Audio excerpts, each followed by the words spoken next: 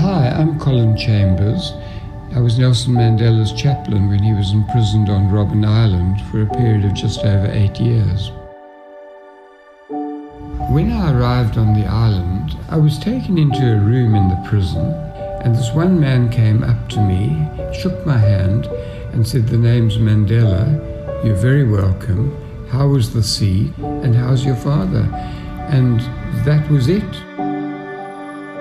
I knew the name Mandela. It was a name that was in certain quarters reviled in South Africa, and in other quarters revered. Very few people knew much about him, except he'd been tried and sentenced to life imprisonment. But when you met the man, it's very hard to describe. Like a shiver down the back when he said the name's Mandela. You're meeting an icon in the world opinion, most of whom had never seen the man, didn't even know what he looked like.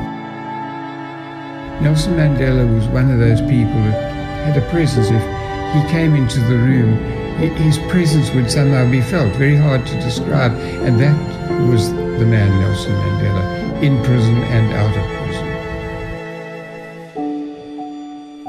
I used to take a lot of these Bibles across there. What I'd get the prisoners to do was write their names in the back of the Bible, because there's always empty pages, and I got them to write their names down for me so I could remember them and how to pronounce them. It's a rather treasured Bible now, old and falling apart in places, but you can see on the fifth signature down is Nelson Mandela's signature. I was sharing on Joseph. Part of the story of Joseph was how that when he was released from prison, he became Prime Minister of Egypt under Pharaoh. I got into it and I thought, well, this is not the message to give to these guys. They're sitting here, probably never be released.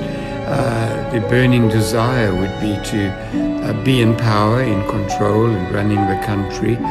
Especially Nelson Mandela, he was open about that. I chatted to him in his cell afterward, and I said to him, "Nelson, I apologize for being a bit insensitive, for talking about somebody coming out of prison and becoming a prime minister." And Nelson Mandela said, "No, not at all." He accepted that I wasn't being insensitive, and he said, "In fact, you give me hope." He had that expression, "It always seems impossible until it's done." Dismantling apartheid was impossible, but somehow he achieved that together with F.W. de Klerk. He said, resentment and bitterness is like you drinking poison and hoping it kills your enemy. Of course, it only destroys you. And he actually repeated that when he left his last prison, Victor Verster prison. He wrote down the night before he left, after 27 years, much of it in appalling conditions.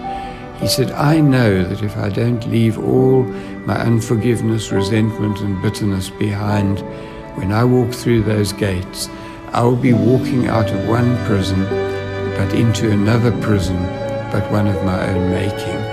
So when I can't release others, I can't forgive, I can't let go of bitterness, I imprison myself," is what he was saying. Just maybe I was another brick in the wall on talking about forgiveness, and it makes me feel humbled, to be honest. And I look back and I've almost got to pinch myself, because not just me, I suppose in any story of a great thing of reconciliation, there's so many people behind the scenes that the deed wouldn't have happened if the people behind the scenes didn't play their God-given part in it. Because I didn't think he'd ever be released, and I wasn't doing it to have my name down in history. It's not down in history. I was a backroom boy. And yet somehow, I think it played a part in the whole.